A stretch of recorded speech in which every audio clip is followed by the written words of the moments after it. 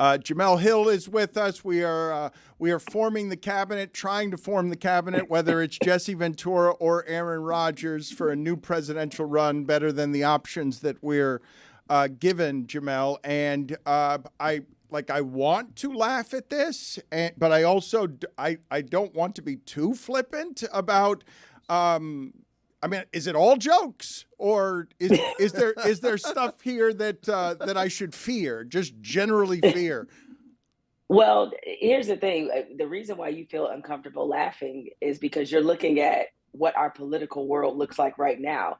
And it would be amusing if it weren't also terrifying, and if it weren't also meaning that we were picking, arguably the most important leader in the world. When you look at all the things that have happened, I mean, we have a presidential candidate who's running, who is facing 91 indictments, who owes so much money because of liable rape allegations, because of what he owes the state of New York. I mean, like, there's so much there that you now look at the possibility of Aaron Rodgers being a serious vice presidential candidate and say to yourself, well, it's not the weirdest thing that we've seen, because look at our current politics. So there are some jokes to be made, but there's also a part, I think, running through everybody's mind is saying, like, okay, this is jacked up, but I could actually see it happening. Maybe not in winning, but like this seriously becoming a campaign. Jemele, I would say that one of the great jokes of the cosmos is the idea that your last 8 years dedicated to journalism,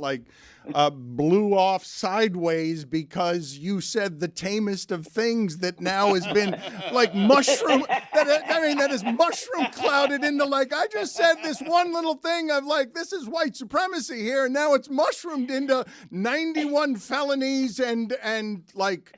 It's kind of amazing how tame your controversy is now, given that it was just a few years ago and it seemed like a big deal at the time. Yeah, no, if anything, you could say I took it easy. I mean, really.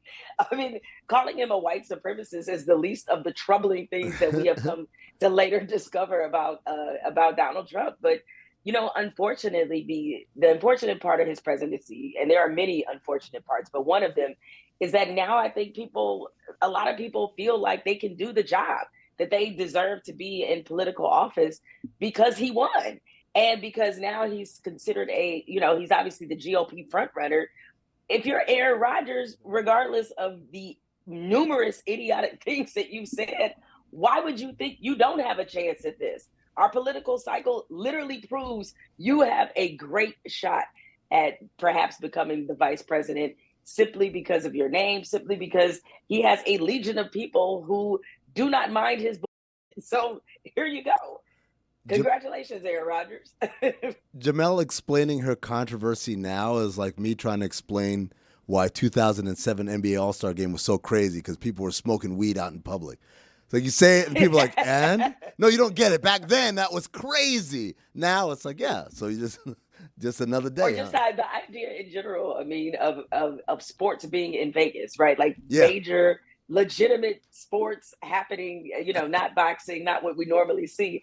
They're like, there was an NBA All-Star game there, and people thought that was, like, quite controversial. It's like, really? They have, like, every team now. Like, I don't even understand this. So, yeah, some things practically, I guess, in the reverse, don't age well.